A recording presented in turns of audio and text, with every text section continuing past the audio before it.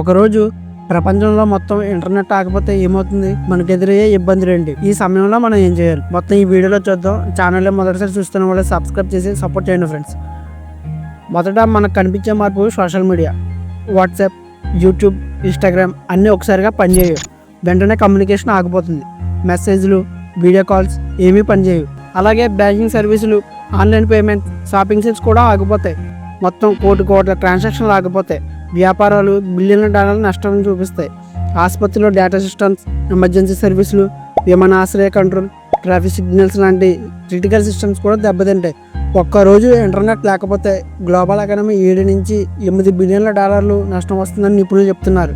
కానీ ఒక వారం పాటు ఇంటర్నెట్ లేకపోతే ఆ నష్టం ట్రిలియన్లకు వెళ్తుంది.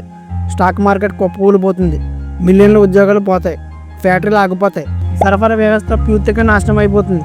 ఆహారం, ఇంధనం, ఔషధాలు ఏది సరిగ్గా అందుబాటులోకి రాదు. డిఫెన్స్ సిస్టమ్స్ కూడా సరిగ్గా పనిచేయకపోవడంతో దేశ భద్రతకే ప్రమాదం వస్తుంది. అంటే ఇప్పుడు మనం శ్వాసలాగానే ఆధారపడేది ఇంటర్నెట్ మీదే. ఒకరోజు అది ఆగిపోతే ప్రపంచంలో చీకటి కాదు, అల్లకలలో మిగిలిపోతుంది. కానీ ఇలాంటి పరిస్థితులు వస్తే ఏం చేయాలి? ముందుగా డిజిటల్ పేమెంట్స్ కాకుండా కొంత క్యాష్ మన దగ్గర ఉంచుకోవాలి. ముఖ్యమైన డాక్యుమెంట్స్ ఆఫ్లైన్ కాపీలు ఉండాలి. అలాగే ఫోన్ నెంబర్లు, అడ్రస్లు రాసుకొని ఉంచుకోవడం మంచిది. చిన్న కమ్యూనికేషన్ ఆల్టర్నేటివ్లు SMS, FM రేడియో లాంటి లేదా న్యూస్ పేపర్ వాడుకోవాలి. ముఖ్యంగా మనం టెక్నాలజీ మీద ఆధారపడి ఉన్నా లేకున్నా జీవించడానికి సిద్ధంగా ఉండాలి.